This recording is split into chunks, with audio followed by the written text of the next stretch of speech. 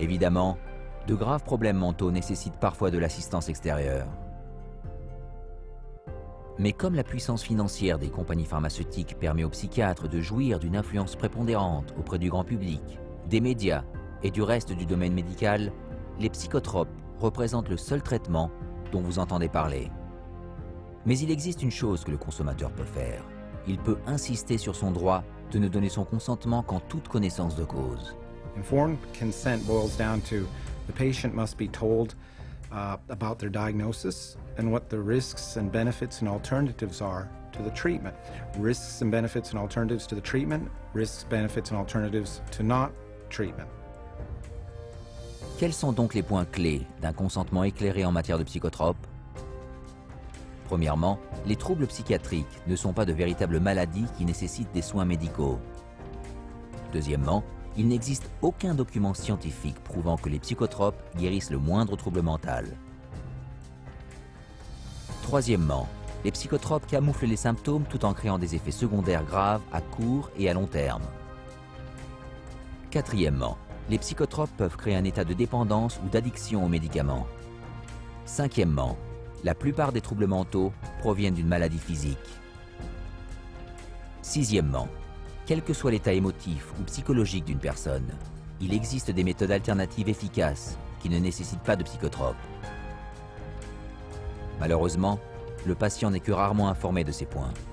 I have over 2,000 clients, and I can honestly say 100% of them that have come to me, it has either been suggested that they take psychiatric drugs or they actually have taken them. And probably 70 to 80% have actually fallen into the trap and taken the psychiatric drugs because they didn't know what else to do. 50% of patients who are not treated for depression come out of it on their own without any therapy. Okay, that's never on an informed consent, but it is a fact. So, there's never a full informed consent. Mais la vérité transparaît. 14 lois aux États-Unis brident l'étiquetage des enfants et la quantité de psychotropes qu'on leur prescrit. En 2004, une loi fédérale a interdit au personnel scolaire de forcer les parents à donner des psychotropes à leurs enfants. Entre-temps, la FDA a fait imprimer des avis de pharmacovigilance sur le fait que les antidépresseurs poussent les jeunes à se suicider. Un autre avis a aussi été imprimé sur les risques de crise cardiaque, d'attaque et de mort subite qu'entraînent les stimulants.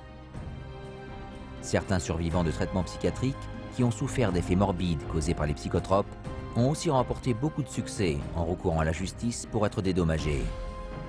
Depuis 2005, 50 000 procès ont été entrepris contre les firmes pharmaceutiques pour leurs produits défectueux et pour les préjudices individuels qu'a entraîné la consommation de psychotropes, soit une moyenne de 34 par jour.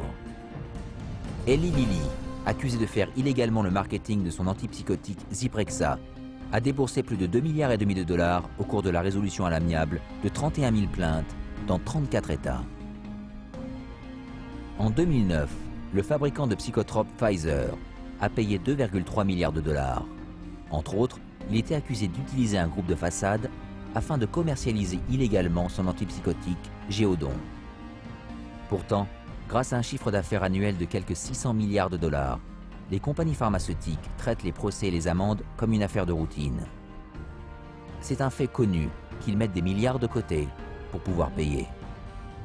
The pharmaceutical industry has such a huge financial base that even hundreds of millions of dollars in fines is basically meaningless to them. Fines for some of these transgressions are like petty cash to the big companies. They're more concerned about the reputation that might be damaged by this. The main thing they do there is just try to hide the fact, and the quickest way to hide the fact is to quickly pay the fine and get out of town. Voilà qui ouvre des perspectives à des avocats entreprenants, mais il faut qu'ils soient préparés. Lawyers need to understand that they do not receive adequate scientific training to conduct these cases by themselves. They need to gather together a team of experts who will help them to do these cases wisely and well. And then other people will begin to see the rates of success that we have had over the last 12 years, doing what I call science-intensive litigation. You have to go to the experts in the field and say, okay, you know, bring your expertise to bear, come to court, and tell people what you know. I have found that there's an overwhelming number of people that when they see the atrocities that have occurred with psychiatry and the way people have been treated, they are very willing to come over and testify against psychiatry and testify against techniques that are being used. Le système des tribunaux ne représente qu'un des moyens pour s'exprimer. Vous pouvez aussi aider en faisant regarder ce DVD à vos collègues, à vos clients, à vos patients, à vos amis et à vos proches. Ce faisant, vous répondrez à notre dernière question. Que faire pour protéger notre société et réprimer ces fléaux que sont la psychiatrie et les psychotropes?